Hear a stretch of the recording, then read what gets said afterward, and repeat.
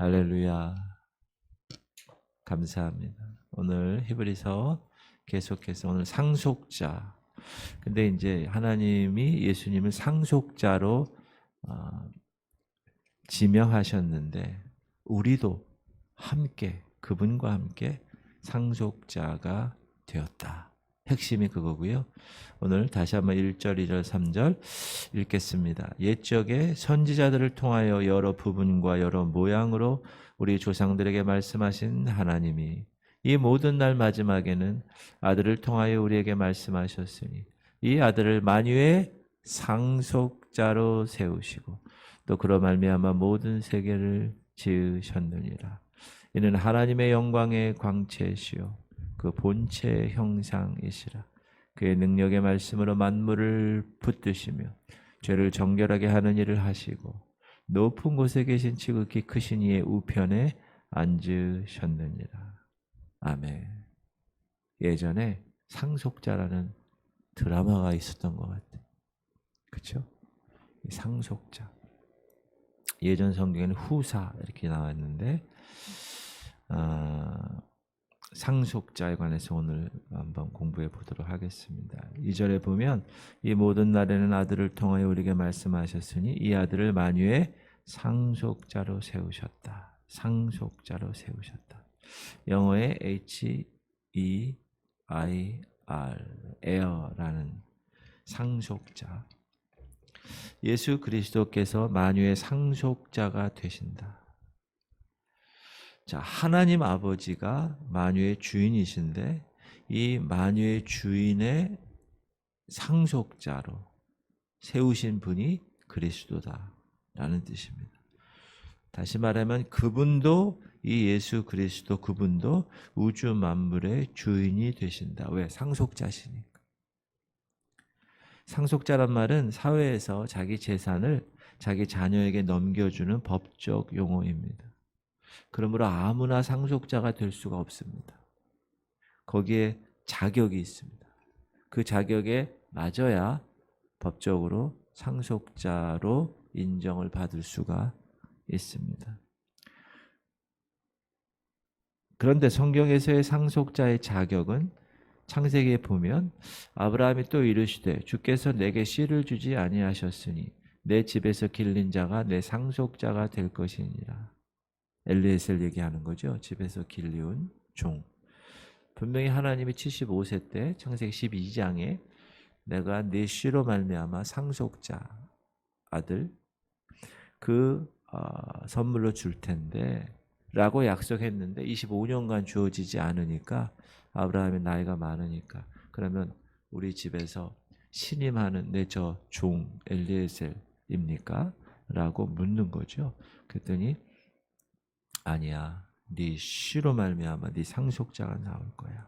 이렇게 하나님 아버지께서는 우리 인간의 생각이 아닌 하나님 아버지의 법적인 상속자를 세우셨는데 그가 바로 예수 그리스도다. 그래서 아브라함과 마태복음 1장 1절 아브라함과 다윗의 자손 예수 그리스도의 세계라 이렇게 나오잖아요. 그래서 아브라함의 씨 이삭, 야곱, 12아들 이스라엘 쫙 돼서 다윗 쫙 돼서 드디어 예수 그리스도라는 존재를 하나님이시지만 그분을 다윗의 자손, 아브라함의 자손으로 상속자로 그렇게 이 땅에 나게 하셔서 그리스도 예수를 세우셨다. 그리고 그 아들을 통해서 이제 모든 날 마지막 때에는 말씀하신다.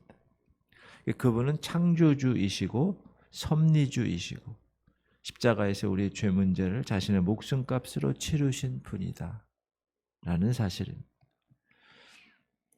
그렇다면 그리스도는 어떤 이유로 만유의 상속자의 자격을 얻으셨을까? 요한복음 1장 18절 보면 본래 하나님을 본 사람이 없으되 아버지 품속에 있는 독생하신 하나님이 나타내셨느니라. 아버지 품속에 있는 독생하신 하나님. 홀로독 날생. 그러니까 홀로 영어에 보면 God 하나님인데 the one 한 분이시라는 거고, 그 다음에 the only, 유일하신 분이라는, 그분이 하나님 아버지의 품속에서 나타나셨다. 이 아버지 품속이라는 거는 하나님의 몸과 같은 이야기입니다. 쉽게 말하면 나중에 또 우리가 3절 뒤쪽에서 우리가 공부하겠지만 하나님의 본체입니다. 하나님의 본체. 하나님의 몸에는 영원 전부터 독생하신 아들 하나님이 계셨다. 그분을 하나님이 예수 그리스도로 상속자로 세우셨다. 아버지 하나님. 그러므로 예수 그리스도의 신성도 바로 이 아버지 하나님의 신성에서 출발하기 때문에 삼위일체 하나님이라는 뿌리가 이 거룩한 기독교에 있어서의 근본이 되었다라는 것입니다. 하나님께서는 오직 이 한 분, 그리스도 밖에는 그 몸에 그와 함께 계시는 분이 존재하지 않기 때문에 그리스도 밖에는 그분의 상속자가 될 자격이 없습니다. 논리적으로. 그래서 예수님은 하나님의 독생자이고 그분의 본체이시기 때문에 그 전이나 그 후나 하나님의 상속자는 이분 한 분, the only, 유일하신 분밖에 존재할 수 없다라는 것입니다. 그래서 주님은 이렇게 요한복음에서 말씀하십니다. 그러므로 예수께서 다시 이르시되 내가 진실로 진실로 너에게 이르노니 나는 양의 문이다. 나보다 먼저 온 자는 다 절도요 강도니 양들이 듣지 아니하였느니라. 양의 문이다. 양의 문이 되신 예. 울타리가 있는데 그 울타리에 문이 있어요. 그 문을 통해서만 들어갈 수 있는 것이죠. 그런데 나보다 먼저 온 자, 다 절도고 다 강도다. 이 세상에 그 어느 누구든 자기가 하나님으로부터 왔다라고 말하는 자가 있다. 그럼 그 놈들은 다 절도고 강도라는 거예요. 요즘 넷플릭스에서 유튜브에서 뜨겁게 달구고 있는 나는 신이다. HJMS 무슨 아이 동산 문선명, 우리가 최근에 알고 있는 신천지 이만희, 예전에 시온간장, 그렇죠? 이런 놈들은 다 절도요 강도라는 거예요. 그가 누구이든 그들은 절대로 인간에게 생명을 줄 수 없습니다. 인간에게 생명을 줄 수 있는 존재는 오직 아버지께로부터 나와서 세상에 생명을 줄 수 있어야 되는 분인데 그분은 만유의 상속자가 되시는 예수 그리스도 밖에서는 절대로 존재할 수 없다라는 것입니다. 그러면 예수 그리스도께서 하나님의 상속자로 아버지께로부터 받은 권한은 무언가? 권한 두 가지입니다. 창조주라는 거예요. 창조주. 즉 창조주라는 것은 모든 만물이 그의 소유라는 거예요. 모든 만물의 주인은 그분이라는 거예요. 하나님이 그 아들에게 모든 만물을 다 주셨다라는 거예요. 다시 하나님 아버지가 모든 만물을 다 그 아들에게 주셨다. 아버지께서 아들을 사랑하사 만물을 다 그의 손에 주셨으니 그래서 모든 만물은 아들이신 예수 그리스도의 소유입니다. 이 만물 속에 포함된 우리 인간도 마찬가지. 우리 인간도. 왜 그분의 소유라고요? 아버지 하나님이 모든 만물을 아들 그분의 그리스도에게 주셨기 때문에, 그리고 그분이 하나님으로부터 인하여 그 창조주의 고난을 받았기 때문에, 그래서 만물이 그로 말미암아 지은 바 되었으니 지은 것이 하나도 그가 없이는 된 것이 없느니라. 지으신 분이 창조주이신 분이 예수 그리스도이심으로 지음받은 모든 피조물들은 다 그분의 것이다. 그래서 여러분들도 그분으로 인하여 지음을 받았으니 여러분의 소유권도 그분에게 있다. 내가 너를 지명하여 불렀나니 너는 내 것이라. 여러분 것은 여러분이 아니에요. 돈도, 자녀도, 모든 게 다 그분 거예요. 그분이 창조했으니까.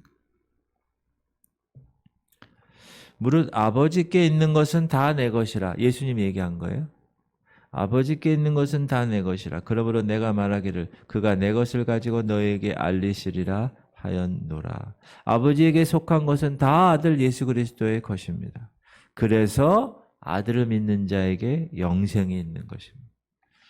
아들을 믿는 자에게는 영생이 있고 아들에게 순종하지 아니하는 자는 영생을 보지 못하고 도리어 하나님의 진노가 그 위에 머물러 있느니라. 그리고 하나님이 그 아들을 통하여서 이 땅에 오게 하셔서 죄 문제를 해결하시는 계획을 세우신 거예요. 그래서 그 아들을 통하여서 죄 문제가 해결되게끔 구약에서 선지자들을 통하여, 신약에서는 아들 스스로가 오셔서 이 땅에 오셔서 말하신 거예요. 그 말의 핵심이 복음이잖아요. 그래서 그분의 아들을 믿는 자는 영생이 있는 거예요. 그래서 아들에게 순종하지 아니하는 자는 영생을 보지 못하는 거예요. 진노가 있는 거죠. 그게 아버지 하나님이 아들 예수 그리스도에게 허락하신 첫 번째 권한입니다. 창조주라는 권한. 두 번째는 심판주라는 권한입니다. 하나님 아버지는 아무도 심판하지 않으시고 심판을 다 아들에게 맡기셨어요. 아버지께서 아무도 심판하지 아니하시고 심판을 다 아들에게 맡기셨으니 그가 가지고 계신 창조권도 심판권도 다 아들에게 주셨다. 왜 주셨을까? 예수 그분을 만유의 상속자로 세우셨기 때문에. 하늘에 있는 권세, 땅에 있는 모든 권세를 다 아들에게 주셨기 때문에. 예수께서 나와 말씀하여 이르시되 하늘과 땅의 모든 권세를 내게 주셨으니, 예수님이 얘기하는 거잖아요. 하늘과 땅의 모든 권세를 아버지가 나에게 주셨어. 그러므로 예수님은 하늘의 권세, 땅의 모든 권세를 가지신 분입니다. 왜 그렇다고요? heir, 그분이 상속자이기 때문에. 하나님의. 그래서 하나님은 예수 그리스도를 이 땅에 살아있는 자와 죽은 자의 재판장으로 정하신 거예요. 우리에게 명하사 백성에게 전도하되 하나님이 살아있는 자와 죽은 자의 재판장으로 정하신 자 누구죠? 예수. 그 사람이 곧 이 사람인 걸 증언하게 하셨다. 이 제자들이 사도행전에서 지금 얘기하는 거예요. 계속. 그분이 상속자고 그분이 창조주고 그분이 심판주다. 이 창조주와 심판주의 존재는 오직 하나님만이 하실 수 있는 영역입니다. 그런데 하나님이 그 모든 권세를 주실 상속자로 예수 그리스도 독생자이신 그분을 어떻게 하셨다고요? 세우신 거예요. 그럼 왜 예수 그리스도를 상속자로 세우셨는가? 그 왜 세우셨죠? 세웠다는 걸 제가 믿습니다. 그럼 왜 세우셨나요?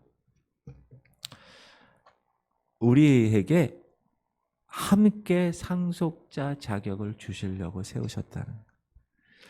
자, 하나님의 자녀들이 받을 하나님의 상속자의 자격을 그리스도 예수와 함께 우리에게 주시려고 그분을 상속자로 세우셨다는 거예요. 그러니까 하나님이 세우신 이유는 우리 때문에 세우신 거예요. 우리 때문에. 그리스도가 하나님께 가장 적격한 상속자의 자격자이시기 때문에 그를 믿는 자들로 그 안에서 함께 그 자격을 주게 하시려고. 무슨 자격? 상속자의 자격을 주고 누리게 하시려고 예수님을 상속자로 세우신 거예요. 그러니까 초점이 우리라는 거예요. 우리. 자녀이면 또한 상속자, 곧 하나님의 상속자요. 그리스도와 함께한 상속자니. 여러분은 그리스도와 함께한 상속자라는 거예요. 우리가 그와 함께 영광을 받기 위하여 그러므로 고난도 함께 받아야 될 것이다. 왜? 예수님 상속자인 그분이 오셔서 한 건 뭐예요? 고난 받은 것밖에 되지 않아요. 지금 사순절 기간이잖아요. 십자가 고난 그것이 함께 받을 저와 여러분에게 있어서도 영광을 받기 위해서 고난도 받는 거예요. 예수님이 그 고난을 받으셨기 때문에 하나님이 그를 지극히 높여 모든 이름에 뛰어난 이름을 주사 하늘에 있는 자들과 땅에 있는 자들과 땅 아래에 있는 자들로 모든 무릎을 꿇게 하시고 모든 입으로 예수 그리스도를 주라 시인하여 하나님 아버지께 영광을 돌리게 하셨잖아요. 십자가에 죽으셨기 때문에 영광을 받으신 거예요. No cross, no crown. 십자가 없이는 영광이 없다라는 것이죠. 근데 여러분들도 동일하게 저와 여러분들도 그리스도와 함께한 상속자로 하나님이 우리를 지명하여 불러서 세우셨다는 맞습니까? 그걸 믿는 거죠. 그러니까 여러분도 어떻게 해야 돼요? 이 땅에서 받는 고난에 관해서 나 하나님 믿고 나 11조도 하고 주일 성수도 하는데 왜 나에게 이런 일이 있어요? 라고 얘기할 수가 없는 거예요. 왜? 하나님이 분명히 그와 함께 영광을 받기 위하여 그와 함께 고난도 받는 거예요. 그래서 사도 바울은 내 몸에 예수의 흔적이 있다고 그런 거예요. 스티그마. 그 흔적이라는 건 뭐죠? 상처잖아요. 상처. 무엇의 상처? 고난의 상처라는 거예요. 예수님의 그 상처, 채찍과 창자리와 대못과 이런 상처가 그분에게 있는 것처럼 우리에게도 고난의 상처가 있는 것이다. 그리고 상속자로 함께 하게 하시려고 하고 두 번째는 자녀의 자격을 함께 주시려고 예수 그리스도를 상속자로 세우신 거예요. 하나님이. 여러분을 자녀로 삼아 그 아들을 믿는 자들을 그 아들과 함께 자녀로 삼아주 자녀의 자격을 주시려고 예수님을 세우신 거예요. 그분이 오셨어요. 그분이 오셨는데 영접하지 않았죠. 그러나 영접하는 자, 곧 그 이름을 믿는 자들에게는 하나님의 자녀가 되는 권세를 주셨으니 이는 혈통으로나 육적으로나 사람의 뜻으로 나지 아니하고 오직 하나님께로부터 난 자들이니라. 말씀이 육신이 되어 우리 가운데 거하심에 우리가 그의 영광을 보니 아버지의 독생자의 영광이요 은혜와 진리가 충만하더라.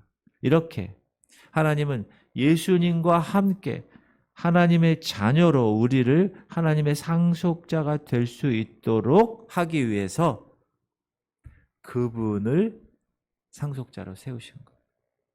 그러니까 최종 결국은 여러분을 세우시기 위해서 하나님의 아들을 세우셨다는 거예요. 때가 참에 하나님이 그 아들을 보내사 여자에게서 나게 하시고 율법 아래에 나게 하신 것은 그 이유는 이게 하나님의 계획이잖아요. 율법 아래에 있는 자들을 속량하시고 우리로 아들의 명분을 얻게 하려 하심이라. 이제 율법 아래에서 그 율법을 지키지 못함으로 매일매일 죄인의 삶을 살아야 할 매일매일 짐승의 피를 통하여 그 죄 문제를 해결해야 할 그러한 저와 여러분에게 하나님이 이제 아들의 명분을 얻게 하기 위해서 종의 위치에서 아들의 위치로 상속자의 위치로 그 명분을 얻게 하려고 그렇게 하셨다. 이제 너희가 아들이므로 하나님이 그 아들의 영을 우리 마음 가운데 보내사. 자, 하나님이 우리를 아들로 삼으셨으니 이제 그 아들의 영, 성령, 예수 그리스도의 영을 우리에게 주셔서 우리가 이제 뭐라고 불러요?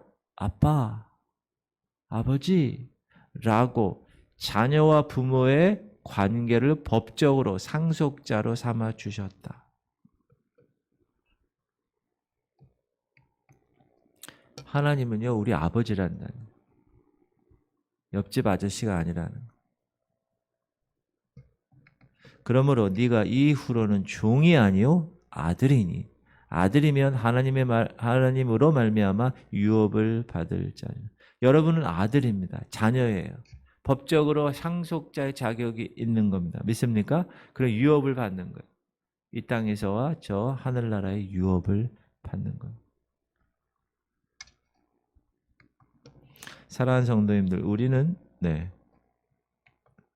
우리는 이처럼 하나님의 자녀가 된 사람들입니다. 그리스도와 함께 상속자가 된 사람이에요. 누구의 상속자? 하나님의 상속자. 이야. 그리스도가 하나님의 아들이시기 때문에 우리는 그를 본받아 하나님의 아들이 된 것입니다. 우리는 장차 이제 주님과 함께 주님이 지금 부활의 몸으로 변형되셔서 부활하셨잖아요. 3일에 죽으시고 3일 만에 부활하셨잖아요. 부활절이 이제 둘째 주인데 4월. 부활체로 변형된 것처럼 우리도 이제 주님과 똑같은 부활체로 변형될 거예요. 그리고 주님의 영광의 자리에 앉는 거예요. 이미 앉힌 바 되었다고 얘기하고 있어요. 이 땅에 살지만 하늘에 속한 자로 살아갈 수 있는 거예요. 그런 약속을 받은 자예요. 약속받은 자, 상속받은 자. 그런 상속자로 살아가시기 바랍니다. 그 옛날에 드라마 보니까 저는 보진 않았는데 가끔 뭐 이렇게 보면 아주 뭐 재벌 애들이 교복 입고 나와가지고 뭐 이렇게 하는 걸 내가 얼핏 기억이 나는데 그 정도하고는 세상 말로 잽이 되지 않는 상속자. 할렐루야.